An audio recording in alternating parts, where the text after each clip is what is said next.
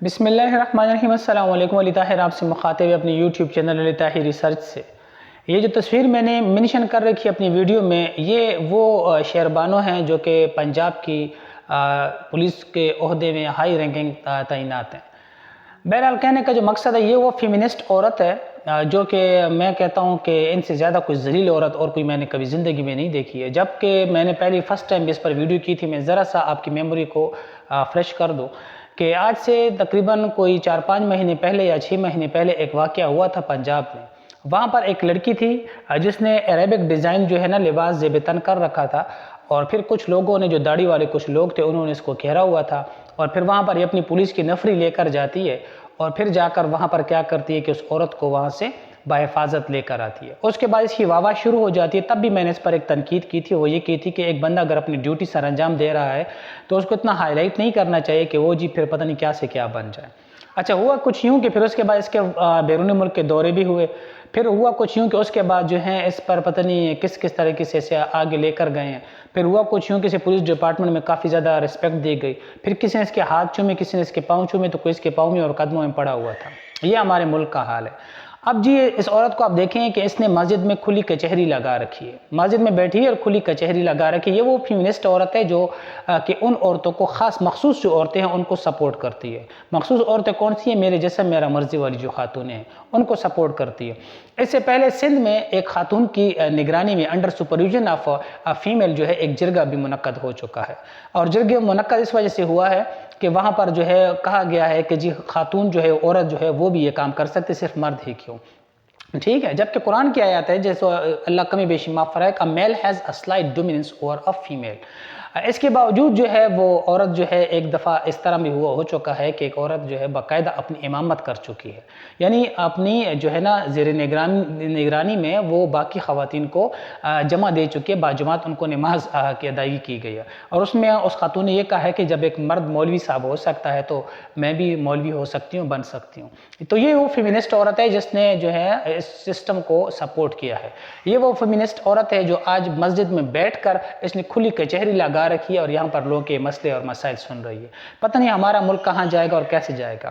اب میں آپ کو ایک چیز بتاتا ہوں، اگر آپ اپنی میموریز پر تھوڑا سا زور دیں اور تھوڑا سا ماضی کے حصے میں چلے جائیں تو ماضی میں انڈین موویز بنتی تھی، کچھ موویز ایسی بنتی تھی اگر آپ نے دیکھی ہوں بچپن میں۔ مجھے خاص کر موویز کا شوق نہیں رہا، لیکن بعض اوقات ایسے جب چھوٹا سا تھا تو کزنس کے ساتھ یا کسی نہ کسی کے ساتھ ایسے بیٹھ جاتا تھا تو تھوڑی بہت مووی جو ہے نا وہ سٹارٹنگ پوائنٹ بن کا میں دیکھ لیتا تھا، کبھی مڈ اور اینڈنگ پوائنٹ نہیں دیکھا، یقین مانے، اور کوئی بھی مجھے شوق نہیں اتنا خاص موویز دیکھنے کا۔ بہرحال وہ جو مووی سٹارٹ ہوتی تھی تو اس میں باقاعدہ ایک ہیرو جو ہوتا تھا تو وہ اس طریقے سے انٹروڈیوس ہوتا تھا مووی میں کہ باقاعدہ ایک ہیروئن جو ہوتی تھی، جو ایکٹریس ہوتی تھی، اس سے کبھی کوئی پرس چھین رہا ہوتا تھا یا تو کچھ لوفر لفنگے گلی محلے کے وہ اس کے ساتھ بدتمیزی کر رہے ہوتے تھے۔ پھر اس کے بعد ہیرو کی انٹری ہوتی تھی اور ہیرو یوں انٹروڈیوس ہو جاتا تھا، یا کچھ اس طریقے سے ہوتا تھا کہ جو ہیرو ہوتا تھا وہ جب ہیروئن کی ہیلپ کرتا تھا تو ہوتا کچھ یوں تھا کہ ویلن جو تھا وہ اپنی 6 کی 6 بلٹ اس پر نکال دیتا تھا، لیکن وہ جو بلٹ ہوتی تھی وہ وہاں سے گزر جاتی تھی، لیکن وہ جو ہیرو تھا اس کے پاس ایک ہی بلٹ ہوتی تھی اور ایک ہی بلٹ وہ اس کے ماتھے پہ داغ دیتا تھا۔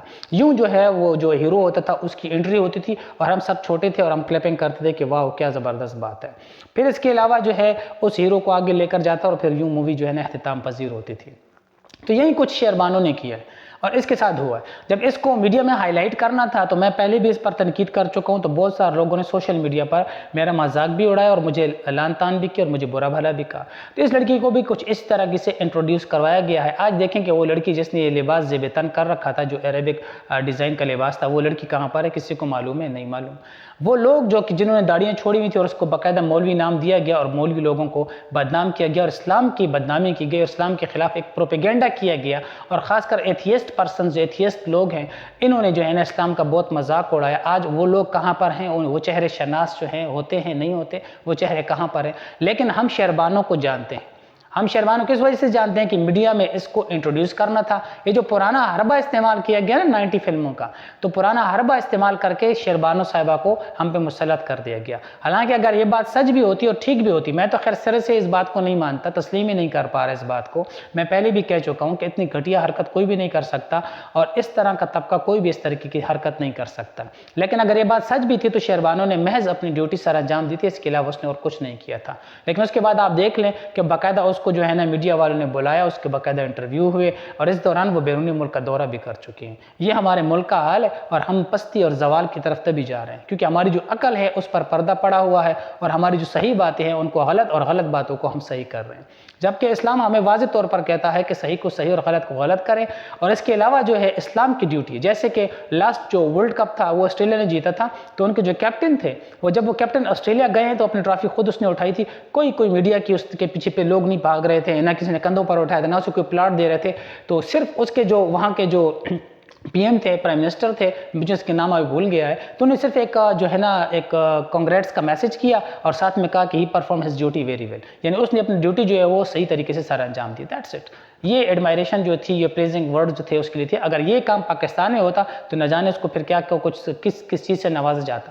ارشد ندیم آپ کے سامنے ہے جو ریسنٹلی جو نیزہ باز ہے، جو نیزہ وغیرہ پھینکا اس نے، تو آپ نے دیکھا اس پر برساتیں ہو گئیں جی انعامات کی۔ اب بھائی غریب ملک تھرڈ ورلڈ کنٹریز میں آتے ہیں، تھرڈ ورلڈ کنٹریز میں وہ ممالک ہوتے ہیں جو زکوٰۃ کے مستحق ہوتے ہیں، یعنی زکوٰۃ کے مستحق لوگ ہیں ہم لوگ، اور زکوٰۃ کے مستحق لوگ جو ہیں وہ کسی کو پلاٹ دے رہے ہیں، کوئی سے نقد کیش دے رہا ہے، کوئی کیا دے رہا ہے، یہ جیب سے تو نہیں دے رہے، یہ میرے اور آپ کے جیب سے نکال کر دے رہے ہیں۔ میرے اور آپ کا جو سرکاری خزانہ ہے جس پر ہم تمام لوگوں کا مشترکہ حق ہے، جو ہمارے حقوق کے لیے جس نے استعمال ہونا ہے، وہاں سے اٹھا کر اس کو انعامات سے نوازا جا رہا ہے۔ تو یہ ہمارے ملک کا حال ہے۔ باقی آپ خود سوچنے، اپنا بہت سارا خیال رکھیے گا۔ اللہ حافظ۔